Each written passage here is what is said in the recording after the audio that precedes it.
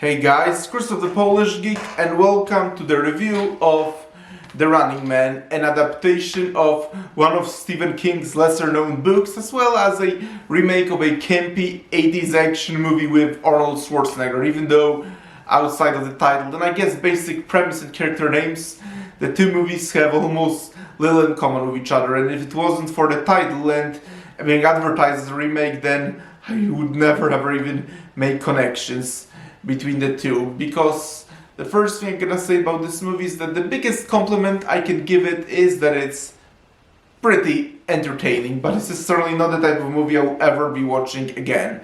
I mean, like, if someone ever wants to watch it with me, then I guess I would probably watch it with them, but yeah, this is certainly not the type of movie that I'll be ever happy to rewatch again. It's one of those movies that as you're watching, you're pretty entertained and invested in what happens, and then once it's over, you just think like, okay, I likely won't ever be watching that again, and then move on. That's really the best I can describe this movie. But then again, the 80s movie was pretty similar in that regard, because let's face it guys, like, the only reason we all enjoy the 80s original The Running Man is because we all love to see Arnold Schwarzenegger one-liners, as well as him being a badass and just kicking the ass of the bad guys. Like, we all love that, but that's pretty much the only reason why we all enjoyed the 80s movie, because the 80s was also pretty much an entertaining movie that you just enjoy as you watch it and then quickly move on from that. But the major difference between the 80s movie and this one is that this one was objectively a lot more tense, and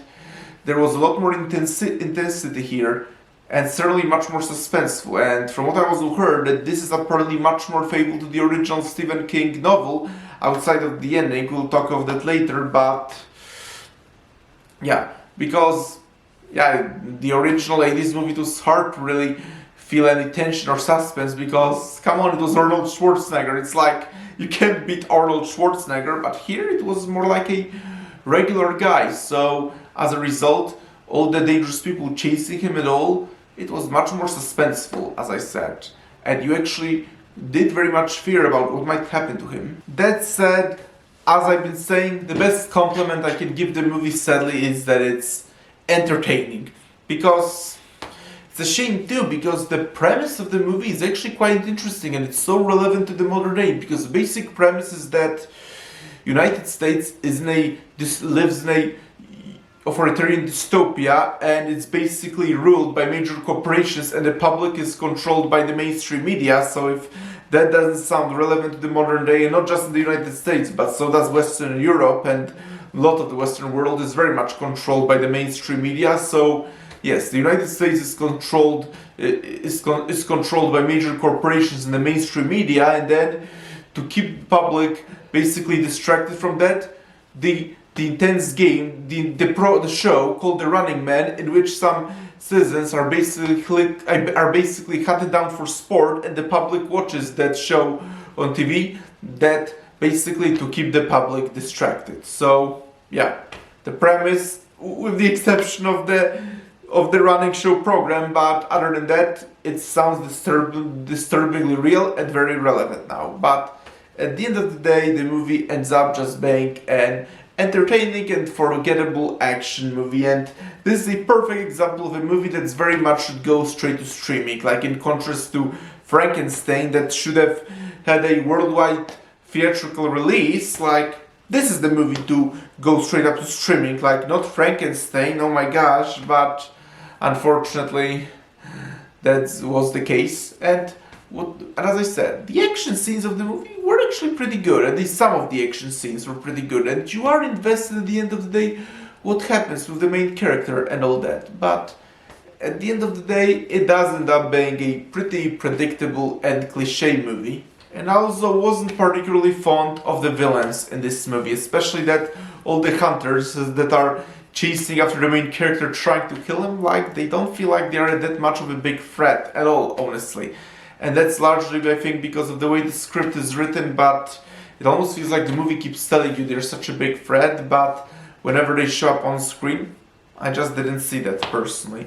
And also, the ending was so anticlimactic. I mean, kind of reminiscent of the 80s movies, but come on, this is the 80s, this was supposed to be much more faithful to the Stephen King book, and somehow I doubt that Stephen King should have such an anticlimactic ending. And I do know that the ending overall has actually been changed, like, because apparently the ending of the book is actually much more tragic, dark, and violent, actually, but for some reason this movie basically turned the ending into the most cliche, predictable ending you could ever expect in an action movie. Honestly, I really wish they kept the original tragic and violent ending of the book. Like, again, I haven't read the book, but that original dark ending of the book, like, that would very much elevate the movie for me. I mean, it still would not make it particularly great movie, or maybe even a very good movie, but it certainly would very much elevate it, and certainly would do it more than just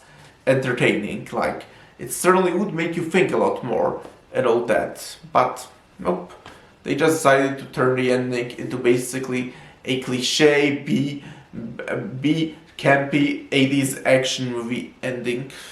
Overall, I have to say that I was kind of looking forward to the Running Man, especially it was interesting to see a different take on the story and to see how faithful it was to the book. But ultimately, it ended up being just a entertaining, generic action movie. But then again, who knows, maybe this is just not the type of story that translates well into a book format, because I read some people who read the book apparently that this is one of those things that works best in book format, because a lot of it comes actually from what the character actually thinks and all that. Well, maybe that's the case, I don't know, but what I do know is that ultimately it's pretty similar to the 80s movie. It's pretty cliche, predictable, and pretty entertaining, admittedly, action movie without Arnold Schwarzenegger, who, objectively on the other hand, let's face it, was the best part in the original 80s movie.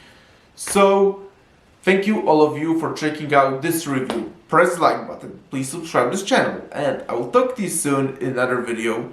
Talk to you then, bye!